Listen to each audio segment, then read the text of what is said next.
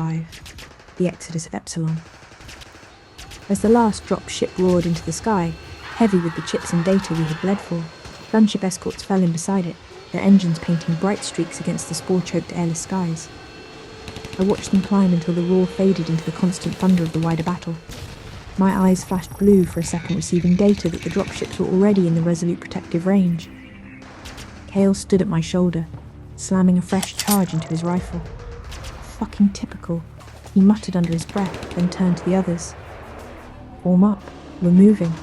I gave one last glance at the sky before turning north.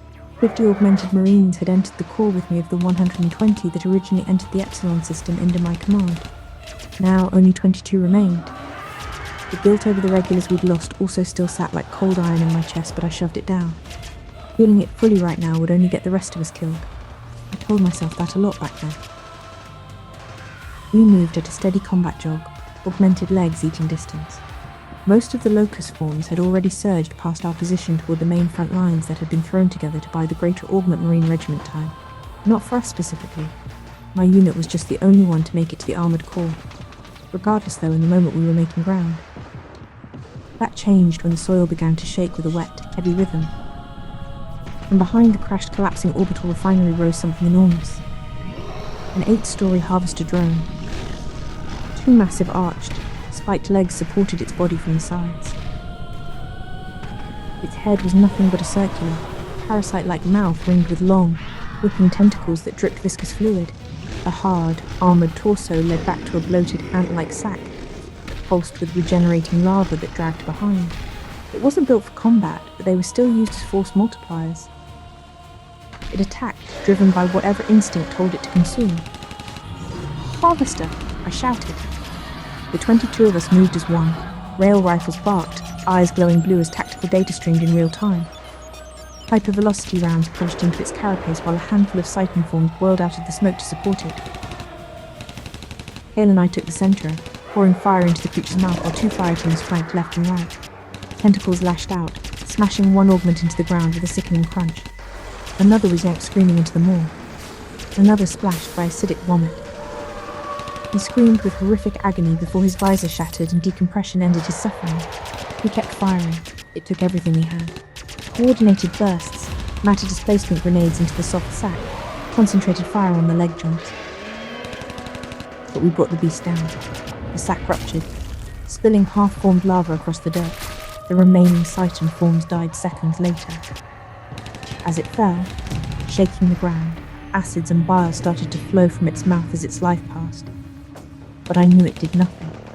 Its flesh began to boil and fester, spewing out the same mycelium structures to preserve itself to be recycled and spreading out towards any biological life around it to consume, like our fallen or even a flower. After it was done, only 19 of us were still standing. We pressed on without a word, the weight of fresh losses settling over the squad like a shroud. As we drew closer to the new extraction zone, the scale of the battle finally revealed itself. The front line stretched across the horizon like a living infected wound. Spore clouds rolled overhead, thick as storm fronts, while distant tendrils of millions of airborne locust bioforms drifted like a tidal wave ready to break. Small swarms crashed down nearby, exploding into fresh combat forms. Missiles, lasers, and mass driver rounds from orbit lit the sky in constant violent flashes. We weren't joining the main line of contact. One lone dropship waited for us on a cleared pad, its ramp already down. We sprinted the last stretch under heavy covering fire. Explosions bloomed around us, dirt and debris raining down as locust forms surged closer. Hale and I covered each other, firing short controlled bursts while some surviving regulars from the front line who had made it to the pad laid down suppressive fire from the ramp.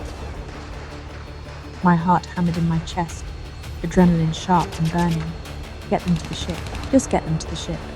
My mind screamed. We piled in. The ramp began to close as the swarm surged toward the remaining ground troops. I stood at the edge and watched thousands of brave warriors overrun in seconds. The line collapsed like sand under a wave. Inside the bay were rows of wounded and KIA. Regular Protectorate Marines, Directorate Infantry, and even some Dominion Legionary. The sight hit harder than I expected. So many dead faces. So many we couldn't save. I knew then. This was it for the planet. I would never set foot here again. No one ever would. Very few dropships were still lifting off. We broke through the spore clouds and reached the stratosphere just as a burning lance of energy from the Resolute speared downward. It glassed the old LZ and the crashed refinery in a single merciless stroke, giving the last surviving ships a chance to break orbit.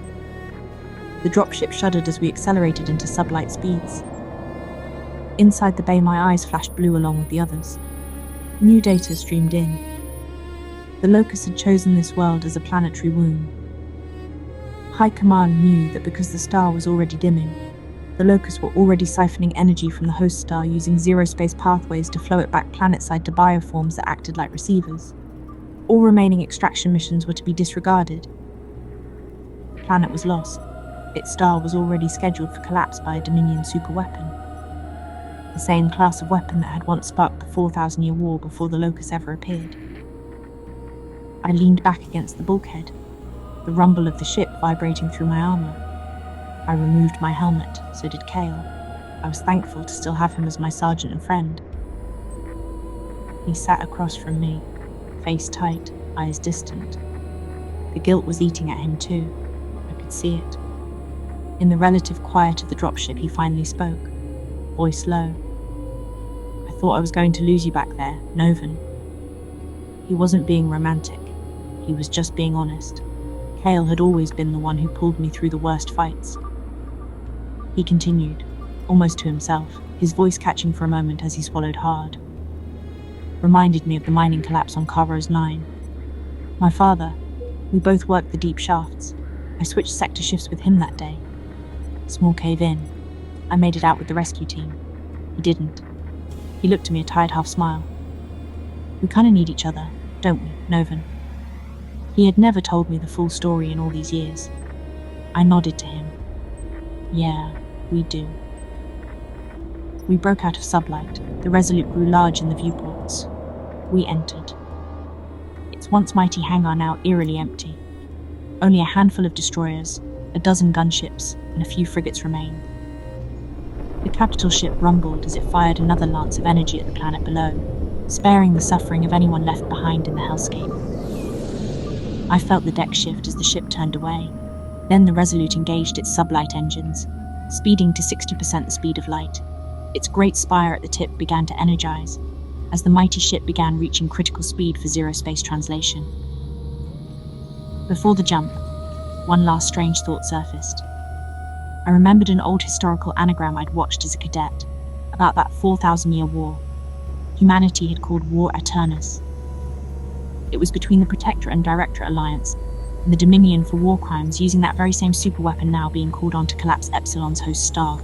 It had once been the spark that ignited that ancient conflict and was now being used by humanity like any other weapon. All I had ever known was the cosmic horror of the Locust. 5 billion souls had called Epsilon home. Hard-working miners, refinery workers, families on an independent colony that had never asked for this war. 7 million soldiers from the combined arms had come to defend it. Now they were gone, soon along with the planet itself. And this was only one of countless thousands of worlds the Locust had devoured long before I was born. The same story, repeated across centuries. The same endless fighting retreat. The same quiet, grinding loss. The spire flared bright in one final pulse. We entered zero space.